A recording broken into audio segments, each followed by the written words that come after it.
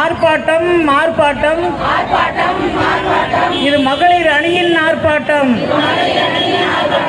கிளிய பேசினாயே ஒளிந்ததா ஒளிந்ததா என்னாச்சு? உன் வெத்து கோஷம் என்னாச்சு? ஆர்ப்பாட்டம் ஆர்ப்பாட்டம் இது மக்களுக்கான ஆர்ப்பாட்டம். இது மக்களுக்கான ஆர்ப்பாட்டம். குறைத்து மக்கள் விரோத கொடுமைகளை அநியாயத்துக்கு ஏற்கிறான். கொள்ள காசு ஏற்கிறான். கொடுமை ஆலையை மோடி குடுங்குறான். கேள்வி கேட்க ஆள் இல்லாமல் போராடுவோம். எடப்பாடியை எதிர்த்து போராடுவோம். பணம் முடக்கத்தை பண்ணினாரு. பண்ணின உடனே 1000 ரூபாய் 500 ரூபாய் எல்லாம் ஒழிச்சுட்டாங்கல்ல. உங்களுக்கு தெரியாத விஷயம் அல்ல. ஒவ்வொருத்தருக்கும் 15 லட்சம் கொடுக்க போறேன், எல்லாரும் போய் வங்கி கணக்கு ஆரம்பிங்கன்னு சொன்னாரு. அதுல எல்லாருமே 500 ரூபாய் கொண்டு போய் போட்டு பேங்க்ல கணக்கு ஆரம்பிச்சாங்க. இந்த காசு பூரா மோடிக்கு போயிருச்சு. பார்க்க வேண்டும்.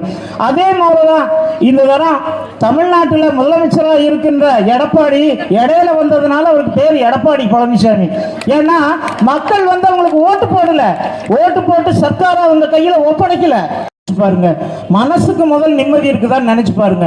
அவர் வந்ததுல இருந்து விலைவாசி பூரா உயர்த்தினாரு, பஸ் கட்டணம் பூரா உயர்ந்து போச்சு, பால் விலையெல்லாம் உயர்ந்து போச்சு. அன்பார்ந்த எனது அன்பு சகோதரிகளும் தாய்மார்களும் ஒரு கணம் சிந்திச்சு பாருங்க.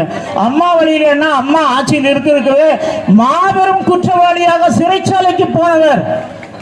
கணக்கில் அடங்காத சொத்தை மக்களுடைய வரிப்பணத்திலிருந்து எல்லாம் வாரி சுருட்டி கொண்டு போய் அந்த அம்மா கொண்டு போய் வச்சதை கண்டுபிடிச்சு அருமையான ஒரு நீதிபதி மைக்கேல் டி குண்டா அவர்கள் அருமையான ஒரு நீதிபதியாக இருந்து நல்ல தீர்ப்பை எடுத்து சொன்னார்.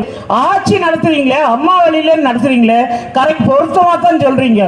நீங்களும் கொள்ளையடிச்சுக்கிட்டு தான் இருக்கிறீங்க. நீ கொடுக்குறாங்களோ என்னமோ வாங்கிக்கங்க. ஆனா இந்த நாட்டில் ஒரு தமிழன் தான் ஆட்சி செய்ய வேண்டும், மக்களுக்காக பாடுபடுகிற ஒரு நல்ல அரசாங்கம் வேண்டும் என்கின்ற எண்ணம் உங்கள் மத்தியிலே இருக்க வேண்டும் என்று மிக தாழ்மையோடு கேட்டுக்கொள்கிறேன்.